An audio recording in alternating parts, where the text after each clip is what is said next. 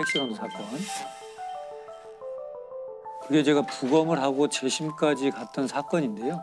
제가 듣기로는 그게 아마 영화화도 됐던 재심이라는 영화가 됐던 사건인데 2000년 8월 10일 날 택시 기사가 동료 기사들한테 무전을 합니다.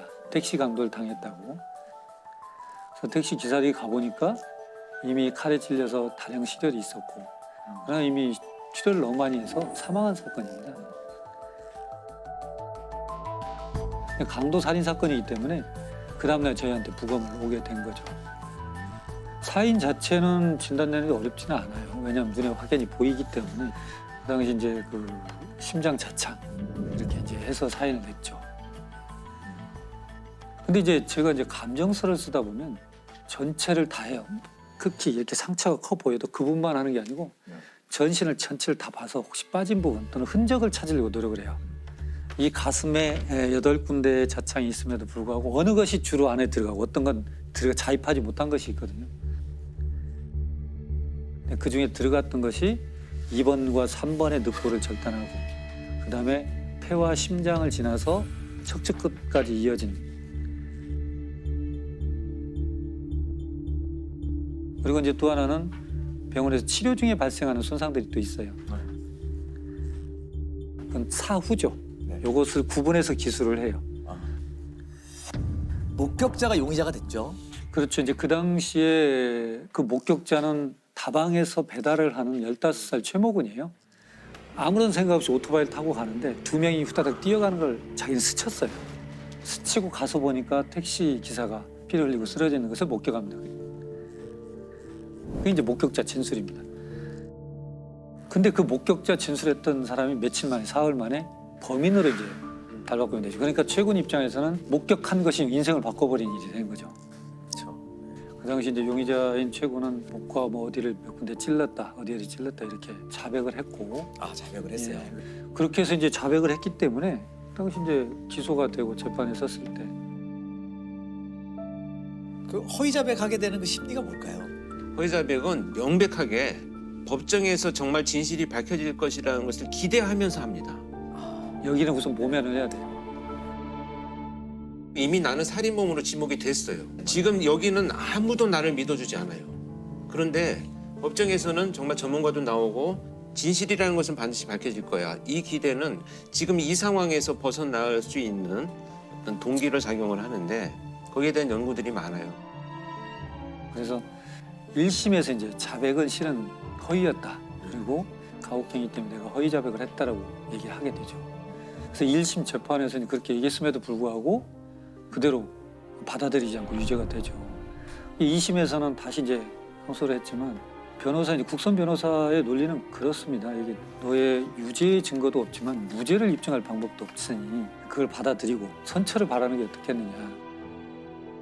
그래서 1심에서는 그 당시 15살인 최군의 소년범으로서는 최고형이니까 15년을 선고받고 2심에서는 그렇게 해서 10년으로 감형이 돼요.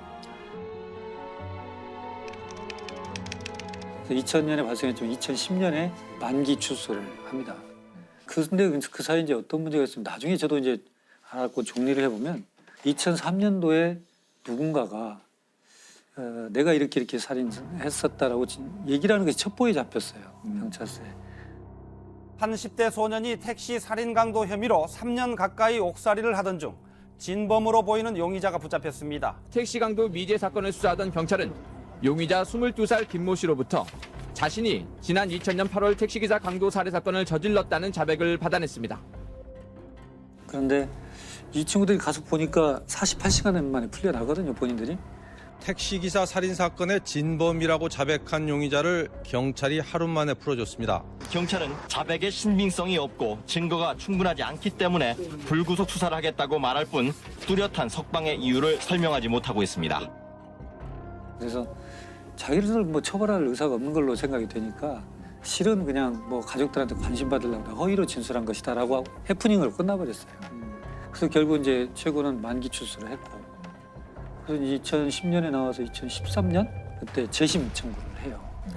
근데 재심 청구를 하는데 이제 받아들일지 안 받을지 이제 문제가 되는 건데 군산지청에서 이 사건을 맡고 돈에 이제 제가 법의학자고 혼자니까 저한테 법의학 전문 소견을 좀 들어보려고 저한테 그 사건 얘기를 설명해 주니까 그 사건이 이 사건인가 하는 생각이 드는 거예요. 저는 그때까지도 약천 오거리 사건인 줄 몰랐어요. 명칭을. 그때 부검 하셨으니까. 예. 했습니다. 전혀 그다음 자문을 받아본 적이 없으니까.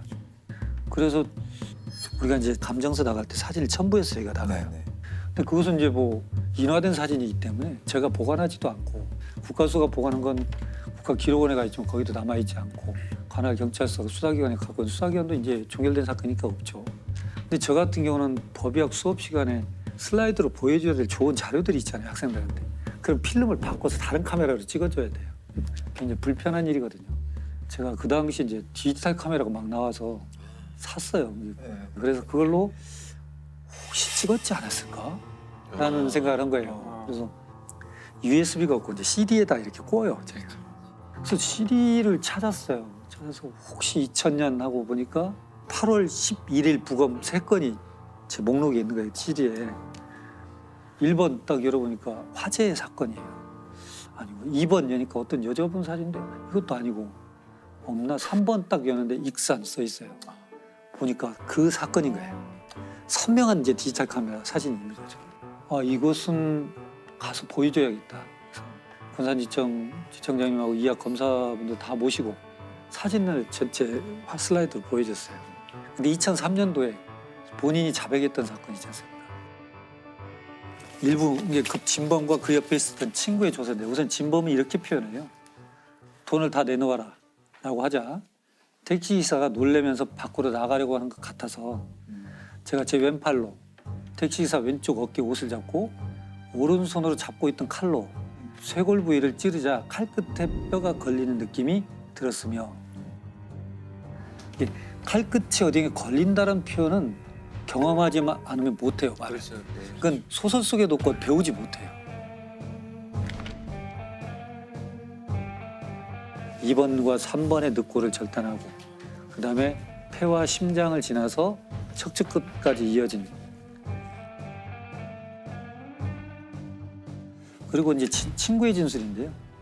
그 칼은 가정집에서 쓰는 식칼이었는데 칼끝이 휘어 있었습니다라고 표현해요. 그리고 칼끝이 뭔가 묻어서 건조가 됐는데 지방기처럼 말라붙은 시커먼 색이 붙어 있습니다. 이것은 굉장히 사실적인 진술이거든요. 근데 반전은 뭐냐면 그 당시 최군의 진술에서는 어디를 찔렀냐 그러면 가슴을 찌르고 등을 찌르고 옆구리를 찌르고 얼굴을 찔렀습니다라고 굉장히 드라이하게 이렇게 진술이 돼 있어요. 근데 문제는 옆구리를 찔렀던 최군의 진술에서 모순이 뭐냐면 옆구리에 있는 3군데의 자창은 병원에서 생긴 겁니다. 폐가 찔리고 심장이 찔리니까 출혈이 흉곽으로 차요. 그럼 숨을 못 쉬잖아요. 네. 병원에서 옆에 절개를 합니다. 그래서 피를 뽑아내요. 그건 최군이 할 수가 없어요. 해서도 안 되는 거예요. 근데 최군은 정확히 옆구리도 찔렀습니다. 진술에. 야, 이건 너무 좀 인위적인 냄새가 난다. 조서를 읽고 다시 이제 그 사진을 검사들과 다 같이 봤어요. 자, 이런 모양입니다. 그러니까 전부 다 그걸 받아들이게 된 거죠. 이건 재심할 수밖에 없겠구나. 이렇게 되는 거죠. 15년 전 있었던 익산 약촌 오거리 택시기사 살인 사건에 대한 재심이 오늘 광주 고등법원에서 열렸습니다. 사건 발생 16년 만에 최 씨가 다시 법정에 섰습니다. 무죄로 인정할 만한 명백한 증거가 있다며 확정된 법원의 재심 공판에 참석한 겁니다. 그래서 재심은 이제 받아들였고 군산지청에서 해서 대법원까지 가가지고 무죄로 됐죠. 그리고 이제 바로 진범으로 진술했던 그 사람이 바로 긴급 체포가 돼서 형을 살고 있죠 지금. 와, 이 교수님의 그 사진이 결정적인 그러네요. 역할을 한 거네요. 최종 이제 무죄 판결 듣고 어떠셨어요? 이제 뭐 사필 규정이죠. 실은 법을 다루는 사람들이 신은 아니니까요.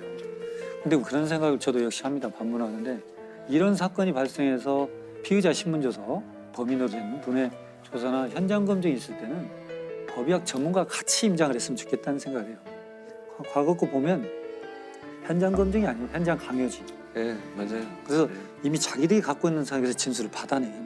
그 현장에 보면은 검시관님들은 이제 법의학자분들이랑 다른 거죠. 그렇죠. 지금 이제 우리는 법의관이라고 하고 예. 검시관들은 요 근래 이제 우리 과학수사에서 각 경찰청마다 의료기술직 출신들의 검시 조사관을 두고 있어요.